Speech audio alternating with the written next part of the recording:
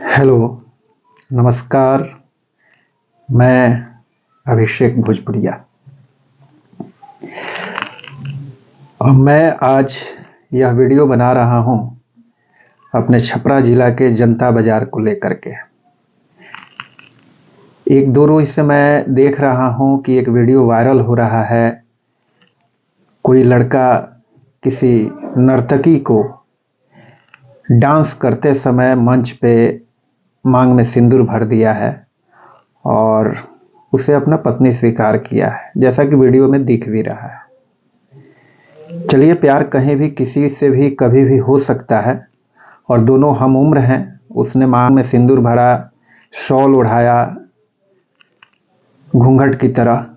अच्छा लगा कि उसने सम्मान दिया। लेकिन मैं बात करूंगा कि इसको लेकर के बिहार के फेमस यूट्यूबर और भाजपा नेता मनीष कश्यप जो हैं, वो जनता बाजार के ऊपर सवाल खड़ा कर दिए हैं। जनता बाजार में उन्होंने कहा है कि 30,000 से ऊपर नर्तकियां रहती हैं और वो सब बांग्लादेशी हैं, देह व्यापार होता है, वहाँ पे अवैध काम होते हैं, इस तरह के आरोप लगाए हैं और जनता बाजार को बदनाम करने तथा सारण कमिश्नर से उस पर कार्रवाई करने की बात की है। तो मैं यहाँ पे बात रखने आया हूँ और मैं खास करके मनीष कश्यप को मैं अपनी बात पहुँचाना चाहता हूँ कि मैं बेसिकली जनता बाजार से ही हूँ और मैं भी एक कलाकार हूँ, मैं एक लेखक हूँ। तो मनीष कश्यप जी, सबसे पहले तो आप जनता बाजार के बारे में पहले पढ़िए, जानिए, पहचानिए, उसके बाद उस पर कुछ बोलिएगा। जनता बाजार सिर्फ नर्तकियों के लिए नहीं जाना जाता है। जनता बाजार की पहचान जो है वो साहित्यिक और सांस्कृतिक गतिविधि के साथ साथ सब्जी उत्पादन के लिए सबसे अधिक जाना जाता है। वहां पे साहित्य की खेती होती है, संस्कृति पूरे देश दुनिया में वहां से फैलती है, सांस्कृतिक कार्यक्रम और कलाकार कला अपनी दिखाते हैं और सब्जी जो है आपके बेतिया तक भी जाता है, आपके पटना में भी आता है, आपके गोरखपुर, नेपाल, बलिया, तमाम जिलों में जाता है। वहां से सब्जी इतनी उत्पादन होती है, तो इन सारी चीजों के लिए जाना जाता है। और आप जैसा कि बोले हैं कि जनता बाजार पे 30,000 तो नहीं, ये सत्य है कि जनता बाजार ऑर्केस्ट्रा का गढ़ है और इसलिए है कि जनता बाजार ऑर्केस्ट्रा के मामले में सबसे सुरक्षित है। वहां पे लड़कियां अपने आप को सुरक्षित महसूस करती हैं और वो अपनी कला की प्रदर्शन करती हैं। इसको लेकर के आप ये आरोप लगा रहे हैं कि वहां पे अवैध काम होते हैं, अपराध बढ़ता है, तो ये सरासर गलत है मनीष कश्यप जी। पहले इसके बारे में पता लगा लीजिए। जनता बाजार को आप यूं ही बदनाम नहीं कर सकते हैं। आप माना कि एक फेमस यूट्यूबर है और आपके बोलने से लोग निगेटिविटी जनता बाजार के बारे में बना लेंगे, यह मुझे बहुत तकलीफ लगा है, इसलिए मैं यह वीडियो बना रहा हूं और इस वीडियो के बाद और भी वीडियो बनाऊंगा और मैं आपको बताऊंगा कि जनता बाजार क्या है, जनता बाजार ही नहीं सारण क्या है।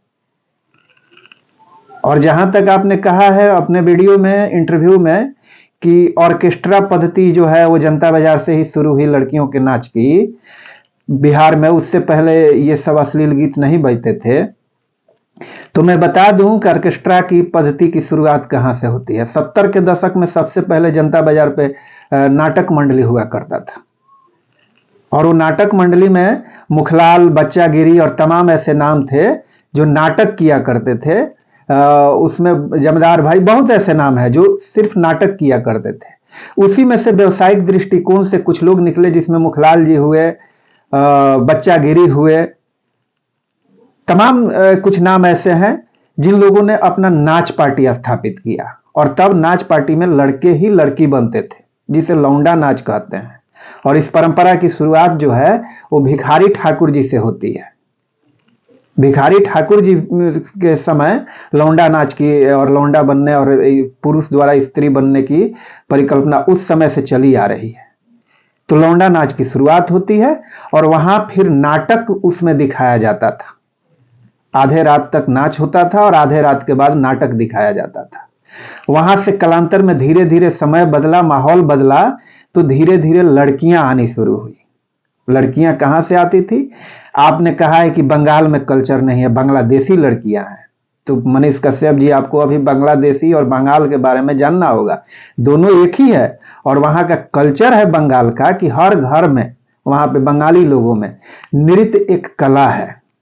वहां की बेटियां नृत्य को कला के रूप में सीखती हैं और उस कला का प्रदर्शन जब गरीब घर की बेटियां हैं, वो उनको बड़ा बड़ा सिनेमा हॉल और बड़े बड़े मंच नहीं मिल पाते हैं, तो वो फिर मूव करती हैं देश के अन्य राज्यों में, जिसमें बिहार जो है सबसे अधिक। बिहार में ऑर्केस्ट्रा प्रणाली जो प्रचलित है, वहां पे नृत्य का प्रतिभा दिखाती हैं वो, और यहाँ से पैसा कमा के अपने गांव घर अपने परिवार को भेजती हैं, उनका भरण पोषण और अपना घर द्वार अपना समाज में अपनी जिंदगी जीती हैं वो।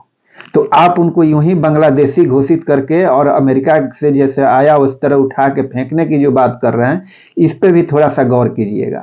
लखीमपुर खीरी इसी भारत में है, यूपी में पड़ता है। उसके अलावा नेपाल बगल का बॉर्डर है, वहां से भी लड़कियां आती हैं, पंजाब से भी लड़कियां आती हैं और वो अपना कला का प्रदर्शन दिखाने आती हैं। वो यहाँ पे सुरक्षित महसूस करती हैं अपने आप को, इसलिए आती हैं। वरना क्यों नहीं 30,000 आप बोल रहे हैं, 30,000 तो नहीं है, हाँ इतना जरूर है कि 5,000 से ऊपर है, पर क्यों नहीं बिहार के अन्य हिस्सों में ये लड़कियां शिफ्ट करती हैं, अन्य जिलों में क्यों नहीं जाती हैं? जनता बाजार ही क्यों? क्योंकि जनता बाजार उन लोगों का क्षेत्र है जहां पे शान से लड़कियां जाती हैं, आती हैं, घूमती हैं, लेकिन किसी लड़कियों के साथ उठा करके बलात्कार नहीं होता है, उनके साथ छेड़खानी नहीं होता है, उनके साथ रेप नहीं होता है। वो शान से रहती हैं, गुमान से रहती हैं और अपने आप को सुरक्षित महसूस करती हैं। मैं बताऊंगा कि जनता बाजार के कला का क्षेत्र क्या है। मैं बताऊंगा कि ऑर्केस्ट्रा भी कब से शुरू हुई। जैसा मैंने कहा कि वहां से शुरू होती है, मुखलाल बच्चागिरी, ये लोग प्रमुख नाम मैंने लिया। उसके बाद कालांतर में लड़कियां आनी शुरू हुई, धीरे धीरे जो लड़का जो नर्तक बनते थे, नर्तकी बनते थे, वो धीरे धीरे कम होने लगे और लड़कियों ने उनका स्थान लिया।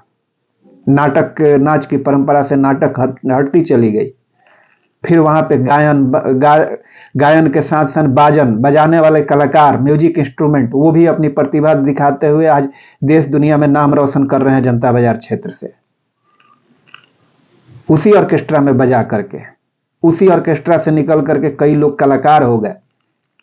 उसी ऑर्केस्ट्रा से निकल करके आज खेसारी लाल यादव जिनका नाम है, वो आज सुपरस्टार भोजपुरी के हीरो हैं, उसी जनता बाजार से निकले हुए हैं।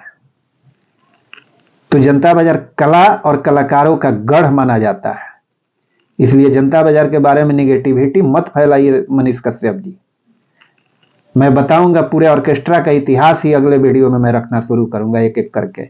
बहरहाल इतना ही बोलता हूं कि आप अगर अब जनता बाजार के बारे में छेड़े हैं, तो फिर मेरे साथ, अगर यह वीडियो आप तक पहुंच रहा है तो मेरे वीडियो के साथ जुड़े रहिए। आपको जनता बाजार और छपरा और सिवान गोपालगंज पूरे इतिहास बताऊंगा, कला और कलाकारों का, और सारण के कलाकारों का, और साहित्य का, सिनेमा का, संस्कृति का, और जनता बाजार तथा अन्य लोकेशन किस लिए जाना जाता है। जनता बाजार पे सबसे प्रमुख भगवान महादेव का मंदिर श्री ढोरनाथ मंदिर है, जहाँ पे नेपाल से लोग आते हैं, गोरखपुर से लोग आते हैं, तमाम देश दुनिया से लोग आते हैं जलाभिषेक करने। सावन और महाशिवरात्रि आ रहा है, तो कभी आइए वहां पे, आपको दिखाएंगे जनता बाजार किस लिए जाना जाता है।